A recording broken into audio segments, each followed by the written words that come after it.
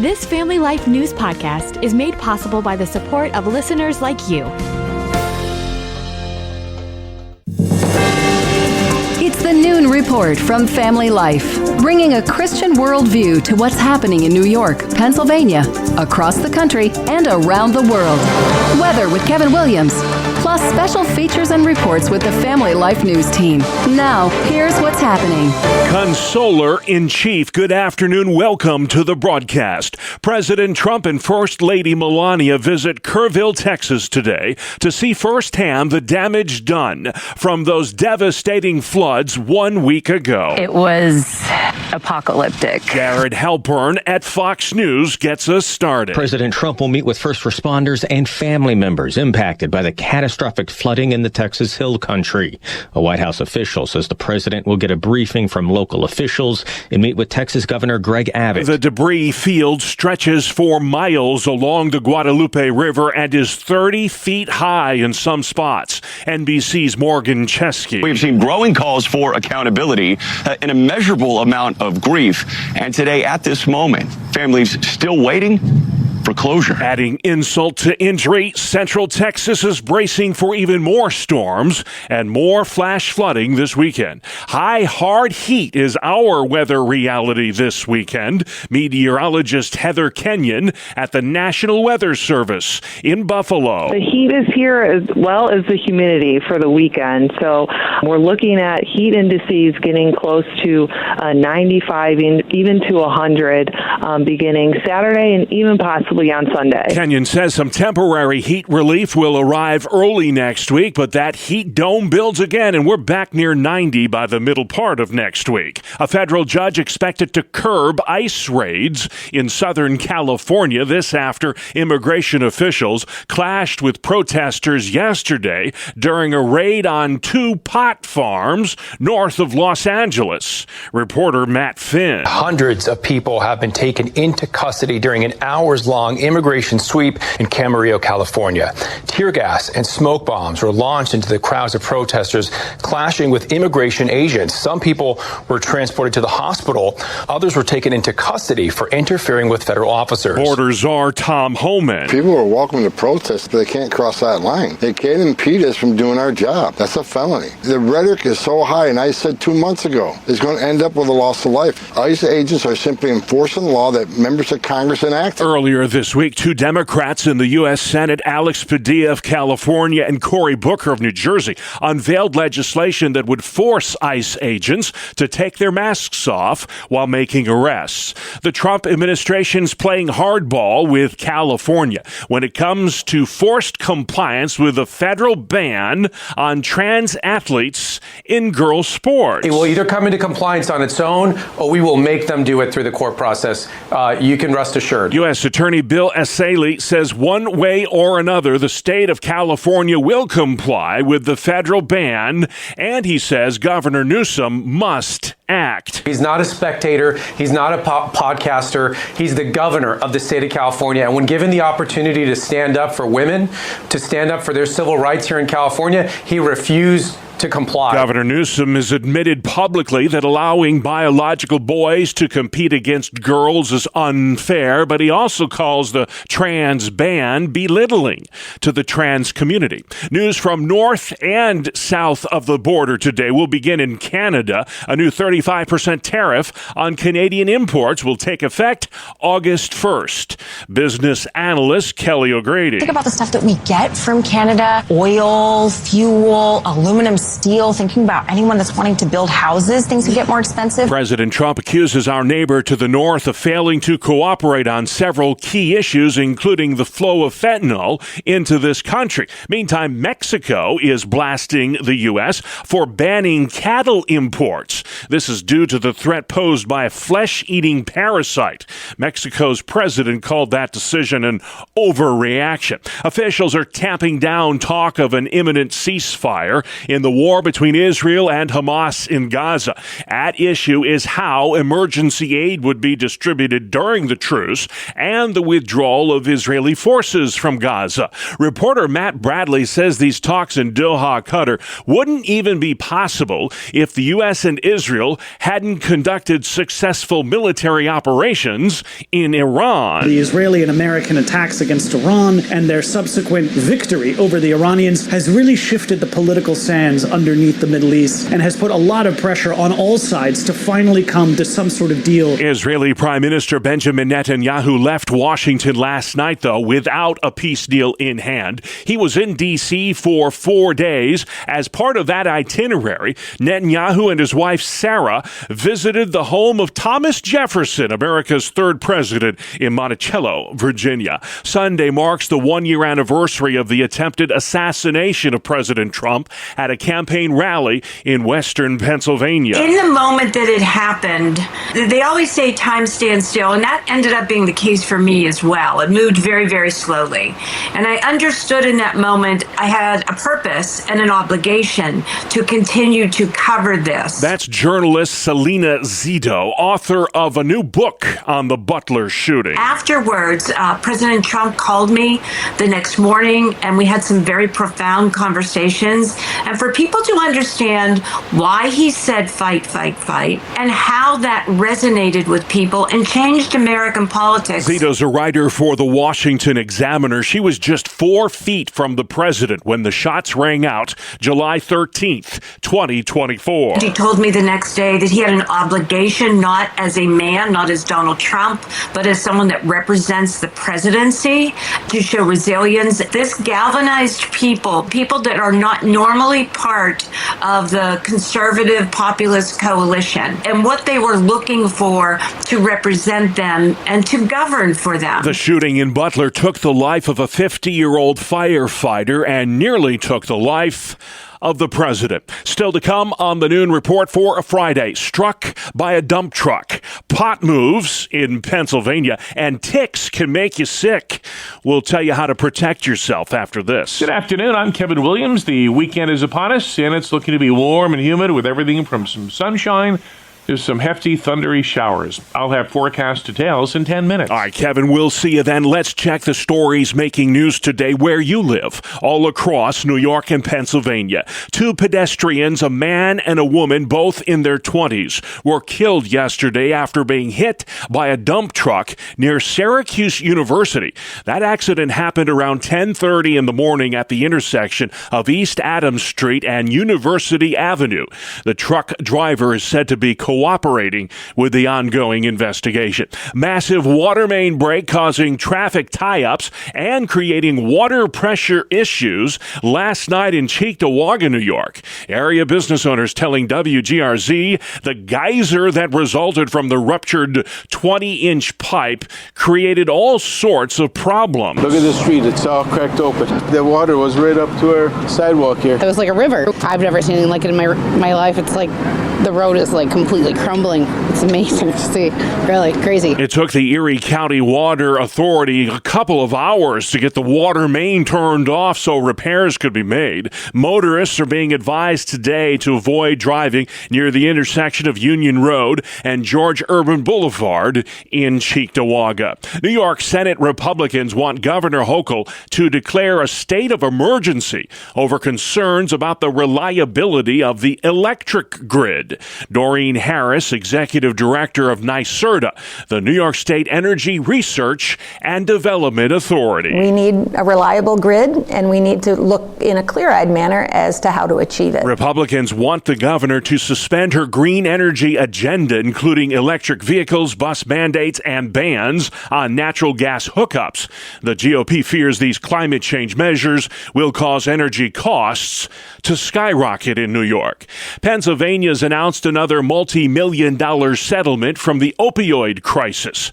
Attorney General Dave Sunday says the Commonwealth will be receiving $28 million from 8 drug makers who contributed to what he calls a nationwide addiction epidemic. There's new bipartisan legislation in the works in the Pennsylvania Senate that would legalize adult-use marijuana. Marijuana use is not safe, and no state has met any type of revenue projections. It also doesn't calculate often the cost. Colorado, there was a study done for every dollar in revenue, $4.50 in costs. You look at health care, you look at workplace areas, you look at DUIs that increase. Every medical association points against it. Dan Barkowiak with the Pennsylvania Family Institute says the kind of pot that's smoked today is far more potent than in years past. I was in high school 20 years ago. The THC content, the psychoactive component of marijuana, was single digits, 3% THC. Today, it's anywhere between 20, 30%, and you have all these concentrates, edibles. Vaping wasn't around when I was in high school. Now you have superintendents with drawers full of vape pens. Barkowiak says in Colorado, the first state to legalize recreational marijuana, there are more pot shops than Starbucks and McDonald's combined. A parent in Cattaraugus County, New York, is facing charges after a toddler accidentally overdosed on a marijuana edible. It happened last month. The edible was labeled Death Bar. That child was rushed to the hospital in Olean and has since recovered. Police say marijuana edibles oftentimes look like candy to children. The tick population is on the rise in western New York. Family Life's Dee Haley reports. Tick populations have expanded across the country, putting more people in contact with illness-causing bacteria. Lyme WNY, an organization that raises awareness about Lyme disease, says the tick population has been increasing for years throughout western New York, and it's all because of the weather. The CDC and other public health experts recommend the following to keep safe from ticks. When spending time outdoors, treat clothing and gear with products that have permethrin or picaridin. Consider long pants and high socks in favor of shorts. Avoid high grass and try to walk in the center of trails when hiking. Dee Haley, Family Life News. All right, good advice. Thank you, Dee. Sports is next. We call it the 2-minute drill on the Family Life Noon Report. Good afternoon. I'm Randy Snavely. Bob, we begin with tennis and a huge upset at Wimbledon. 13-seeded American Amanda Anisimova took out the top seed Aryna Sabalenka in 3 sets. She is advancing to her first ever Grand Slam final. All 3 sets were decided by a 6-4 score, but it was Anisimova who won the first and third sets to pull off the upset. Now to baseball. The Yankees appear to be back on track as they completed a 3-game sweep of the Mariners, winning in walk-off fashion last night, 6-5 in 10 innings. Aaron Judge drove in the winning run with a sac fly. Giancarlo Stanton had a big pinch-hit 2-run home run in the victory. That makes 4 in a row for the Bronx Bombers. The Mets, they did not fare as well. They were swept in a doubleheader in Baltimore. Gunnar Henderson belted a pinch-hit 2-run shot in the 8th inning to give the Orioles a 3-1 win in Game 1. And then Jordan Westburg went deep with a 2-run shot in Game 2. Baltimore went on to win that one 7-3. One positive note for the Mets. Righty David Peterson is headed to the All-Star game. He will replace Robbie Ray. He becomes the 4th All-Star from the Amazons, joining Francisco Lindor, Pete Alonso, and Edwin Diaz. Elsewhere in the bigs, your winners in the American League were the Red Sox and Rangers. In the National League, it was the Reds, Cardinals, and Padres. And in interleague action, the Cubs and Athletics were your winners. The Cleveland-Chicago White Sox game was rained out. That is a look at sports. All right, Randy, man, thank you very much. And still to come on the Noon Report, ICE raids on California pot farms. Trump visits Texas. And at the end of the broadcast, it's not Stonehenge, it's Manhattan-henge. And it happens tonight. Welcome to Breakpoint, a daily look at an ever-changing culture through the lens of unchanging truth. For the Colson Center, I'm John Stonestreet.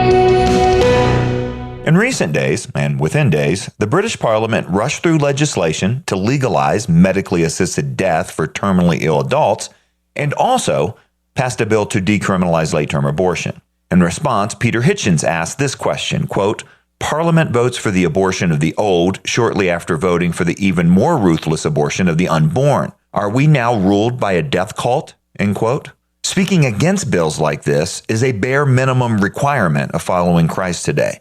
As theologian Stanley Hauerwas has often put it, in 100 years, if Christians are identified as the people who did not kill their children or their elderly, we will have done well. In the UK, however, with very few qualified exceptions, there's been a lot of silence from the church, especially the Church of England. As Andrew Walker quipped, and I quote, the Church of England, proudly offering chaplaincy services to a culture it lost, a parliament it is cravenly established to, and sermons to laws it won't challenge, end quote. And the Church of England is not alone in this guilt. Back in 2008, with some important exceptions, all the efforts to equip and mobilize Colorado pastors to oppose doctor-assisted suicide also failed. Those of us working on the issue were told often that it was too political for the pulpit. The bill then, of course, passed overwhelmingly. Now, of course, the state of Colorado today is pushing legislation that would not only allow children to be permanently harmed by puberty blockers and hormone treatments without parental consent, but also would force citizens to participate in various ways. 15 years ago, I doubt that many pastors would have said that state-sponsored sexual abuse of children would be too political to speak out on.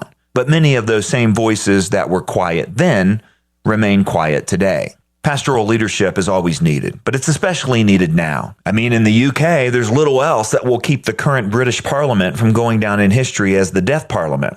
But also everywhere else, it's a matter of God's people testifying to what's true. We ought always speak the truth in love, but that will never happen unless we actually are committed to speak the truth. For the Colson Center, I'm John Stonestreet with Breakpoint. Thank you, John. Outside next, weatherman Kevin Williams. Here is your family life forecast for this afternoon. Partly sunny skies. There'll be a shower or a thunderstorm in a few spots, but more areas than not are rain-free. But where it does rain, it could pour. High temps in the 80s to near 90. Tonight, partly cloudy, chance for a shower. Low temps 60s to near 70. Hot, humid tomorrow with some sunshine. A couple of scattered showers and thunderstorms, especially during the afternoon. High temps 80s. But it is a better weekend day for outdoor plans. I expect more numerous showers and thunderstorms to emerge on Sunday. A buggy day with high temperatures in the 80s to near 90. All right, Kevin, thank you. This is the Noon Report. I'm your host, Bob Price, and here's what's happening Friday, the 11th of July. Chaos in California. Hundreds of protesters blocked roads yesterday north of L.A. as federal agents drove vehicles through 2 pot farms. They were rounding up migrant workers. CBS's Joy Benedict reports from Los Angeles. The National Guard got yelled at and things thrown at them as smoke bombs and chemical irritants were used to try and disperse the crowd. Not good at all. Not good for the community, not good for people, honest, hardworking people. NBC's Ryan Nobles. It's part of the larger immigration crackdown that President Trump promised through the campaign. California's Governor Gavin Newsom saying the White House's tactics, quote, evoke chaos, fear, and terror within our communities. While raids on farms have continued, President Trump last month expressing concern for farmers. Because we can't put the farms out of business. This week, the White House saying it will carry out immigration enforcement of farm workers in a, quote, strategic way. There's no amnesty. What we're doing is we're getting rid of criminals, but we are doing a work program. His border czar addressing protesters at the White House yesterday. They can protest all they want. But if they cross the line, they're going to be arrested and they're going to be prosecuted. The protesters yesterday in California pelted ICE agents with rocks during the roundup. One suspect fired a pistol at immigration officials. President Trump and First Lady Melania are on their way to Central Texas to inspect for themselves the devastation from last week's cataclysmic flash flooding. Fox's Brooke Taylor. We have over 2,000 searchers on the ground trying to find more than the 150 and 70 missing people. It's a difficult search effort. You have piles of dense debris all around the Guadalupe River, stretching miles, requiring responders to go layer by layer, trying to find those victims swept by the vicious waters. Correspondent Jason Allen. There's no end in sight for the crews painstakingly sifting through every inch of the disaster zone. It's all hands on deck. Patrick Turk is a program director with Texas Search and Rescue. As people remain missing, he and his team will keep working to find them, even as they face new challenges. Now we're dealing with the water being down drastically and huge debris fields that we have to sort through, and that takes a lot of time. President Trump will be meeting with emergency responders today, as well as the families of some of the flood victims. Sunday marks the one-year anniversary of the assassination attempt on President Trump. He was shot in the ear at a campaign rally in Butler, Pennsylvania, July 13th, 2024. 6 Secret Service agents have been suspended for failing to protect the president that day. There's a renewed push in Pennsylvania to permit pot for recreational purposes. The bipartisan bill introduced Thursday in the state Senate by Democrats Sharif Street and Republican Dan Laughlin. It would create a cannabis control board to license and regulate the marijuana industry. Critics contend for every dollar in revenue that pot produces, it costs 5 times that amount in societal ills. President Trump ramping up pressure on Canada. He's set to impose a new 35% tariff on Canadian imports starting August 1st. The move is threatening to disrupt economic relations with our largest trading partner. The proposed import tax potentially leading to higher U.S. prices on imports like fuel, cars, and groceries. In a letter, the president suggesting part of the reason for the high rate is the U.S. fentanyl crisis and what he calls Canada's, quote, failure to stop the drugs from pouring into our country. NBC's Garrett Hake. Still no deal to end the fighting between Israel and Hamas in Gaza. Israeli Prime Minister Netanyahu departed Washington last night without a peace accord in hand. Truce talks in Doha, Qatar have stalled over what an Israeli troop withdrawal might look like. There's also concern over the ongoing violence at food distribution centers in the Palestinian territory. The Trump administration's been given time for a possible appeal by a federal judge in New Hampshire. That judge yesterday blocked the executive order restricting birthright citizenship nationwide. Here's legal analyst Jessica Levinson. There is a good chance that this executive order never goes into effect because it's tied up in litigation, and ultimately judges are finding that it undermines the Constitution. The White House has long asserted that birthright citizenship applied to the children of black slaves during the Civil War, not the offspring of illegal immigrants in 2025. The U.S. Justice Department has sent cease and desist orders to more than 20 doctors that perform transgender surgeries on kids. The White House says healthcare professionals who take part in the mutilation of minors will lose federal funding. Well, killing snakes is the name of the game this weekend in Florida. It's the annual Python Challenge. That 10-day competition kicked off just past midnight last night. The python problem is pretty widespread here in South Florida, and so we can't do this alone. Python Challenge Executive Director Zach Shijanowski. We are on track at least to match where we were last year. So we had just over 800 participants last year and 1,000 the year before that. The person who nabs the most pythons will take home $10,000. Nearly 200 pythons were removed from the Florida Everglades during last year's Python Challenge. It's Friday, the 11th of July, 7/11 on your calendar, and this is the Noon Report on Family Life.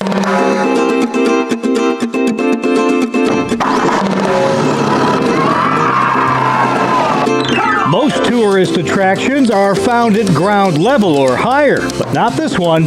To unearth all that this place has to offer, put on your miner's helmet and head 300 feet straight down. I was born one morning when the sun didn't shine. I picked up my shovel and I walked to the mine. I loaded 16 tons of number 9 coal, and the straw boss said, well, to bless my soul, you load 16 Welcome tons. to Family Life Staycations, a summertime feature where we highlight great places to visit around the Family Life listening area.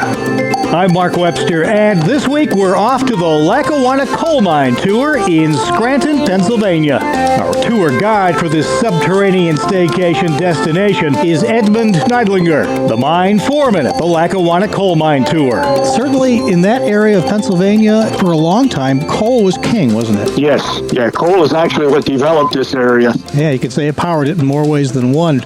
Are there any actual working coal mines still left in the region? Down in Schuylkill County, which is about 83 miles south of here, there are still some small, like 8-10 man operations that are still operating underground. Everything else is all strip mine, surface mine. Let's talk a bit about your mine, the actual Lackawanna Coal Mine Tour. This was, for a long time, a working mine.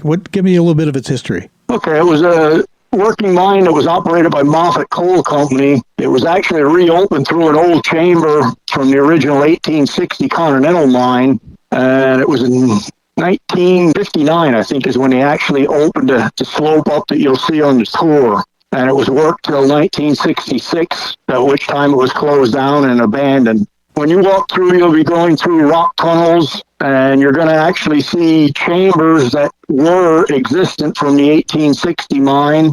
3 different seams of coal that you'll see on the tour. It's a world that few of us ever actually see, isn't it? It's a different world. Yeah, there's many people right from the area that never actually been on a tour. They didn't even know it was here.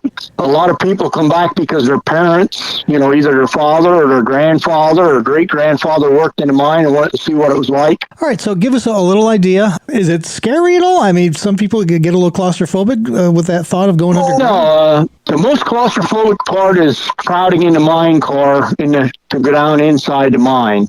The people are tight together inside the car. Once you get down, it's opened up. It's, walking height. The tunnels are all large that you're walking through. So give us a little flavor. We pay our admission, and how does the process work from there? Well, when you get here, you buy your ticket. They'll tell you what time the tour is. And on a really busy day, the tours can leave 15 minutes to a half hour early even.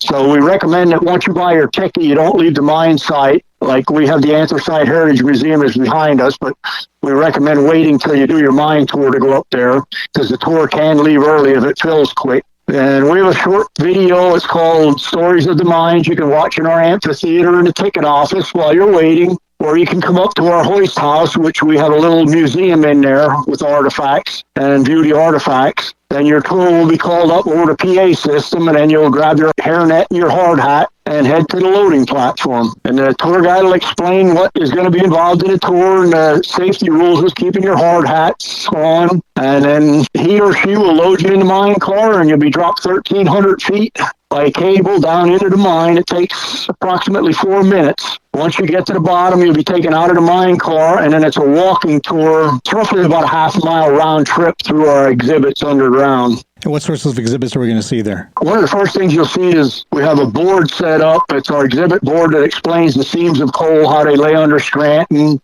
and explaining the Lackawanna Valley. And then you'll go past a chamber from the 1860 mine, the original Continental Mine. And then we have what we call our dynamite display, where they show how the miners had to drill and blast the coal. And then you'll walk past our mule boy. He used to lead the mules around in the mines back in the old days. You'll see our nipper boy. You'll be able to look up what we call a kneecap chute, which is a very thin vein where the miners had to crawl around on their hands and knees. And then you'll be able to look up what we call a dead chute, which is a chute that was never finished. It was started and then left lay. And then at the end, the tour guide will turn out the lights and show you exactly how black it is in a mine. And then you'll return and come back to the mine car. I guess that's a level of darkness most of us never really see. Even no matter what kind of blackout shades you have or anything, it never really gets completely dark. Yeah. Well, on the tours it usually doesn't, because somebody always has their cell phone turned on, but it gives you an idea. You touched on one interesting point. You said you had the nipper boy, and there was a time, at least, during the coal mines heyday, that they started pretty young, didn't they? Yeah, the nippers boys could be as young as 8 years old. They actually had breaker boys, but they were on the surface that started as young as 6 years. And the tour guides will explain their jobs and how easily they could be injured during their jobs. And a lot of the children had to take jobs because their father was killed in the mine, and they lived in what was called a company house that was owned by the coal company, which they had a rule. Somebody had to work in the mine in order for the family to remain in that house. Wow. It's just a different world. I imagine kids going on the tour must be a little shocked to realize what they could have been doing if they happened to be in that time at that age. Yeah. One thing I was reading about that it sounds like a great tour to beat the heat on a hot day, too. Tell us, what's it actually like down there? Yeah, it's usually about 50 to 52 degrees with our fans running. Well, that's certainly a nice little break from today when we're talking. Temperatures are way. Yeah, even on a hot day like today, we recommend a light jacket because once you get towards the back where the main fan is, it does get a little cool underground. All right, if somebody wants to learn more, is there a website and some other information? Yeah, you can go to the county website. Just if you Google Lackawanna County Coal Mine Tour and then click on the website, it takes you right to our county website, and it'll give you the price listing and a little bit of history on it. You can dig for some more information there, as it were. Yeah. That's Edmund Neidlinger, Mine Forum for the Lackawanna Coal Mine Tour in Scranton, Pennsylvania. And this has been Family Life Staycations, a weekly summertime feature highlighting great places to visit around the Family Life listening area. Please join us again next time as we hit the road again for another Family Life Staycation. All right, can't wait to see where we go next week. Thank you, Mark. You can download all our Staycation podcasts at Apple Podcasts, Spotify, YouTube, or FamilyLife.org. A very good afternoon to all. Here is your Family Life regional weather forecast. The same weather front that was draped over our region to start the work week remains draped over our region to conclude the work week, and the result, more unsettled weather is ahead. Here's our call for this afternoon. Partly sunny skies. There'll be a shower or thunderstorm in a few spots, but more areas than not are rain-free. But where it does rain, it could pour. High temps in the 80s to near 90. Tonight, partly cloudy, chance for a shower, low temps 60s to near 70. Hot, humid tomorrow with some sunshine. A couple of scattered showers and thunderstorms, especially during the afternoon, high temps 80s. But it is a better weekend day for outdoor plans. I expect more numerous showers and thunderstorms to emerge on Sunday. A buggy day with high temperatures in the 80s to near 90. All right, great work as always, Kevin. Thank you. Finally at noon, the sunset spectacle known as Manhattan Henge returns tonight in New York City. Manhattan Henge happens when the setting sun is perfectly aligned between Manhattan's skyscrapers. It is a sight to see, says astronomer Derek Pitts. A regular, everyday person can look down an east-west street. They can see the setting sun right at the end of that street. And if it's framed by buildings on either side, it can have a truly striking appearance. Manhattan Henge happens 4 times a year, twice in May and twice in July. The American Museum of Natural History is hosting a block party tonight to celebrate this sunset spectacle in New York City. And that's our world, the world we live in, Friday, July 11th. I'm Bob Price. Family Life News. You've been listening to the Noon Report, heard weekdays on Family Life. Thank you for listening.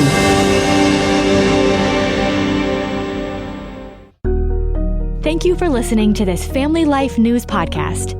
If you've been encouraged by what you've heard, please share it with others and click the subscribe button to automatically receive future episodes. Family Life is a listener-supported ministry. Podcasts like this are made possible by your financial partnership. Find out more at familylife.org.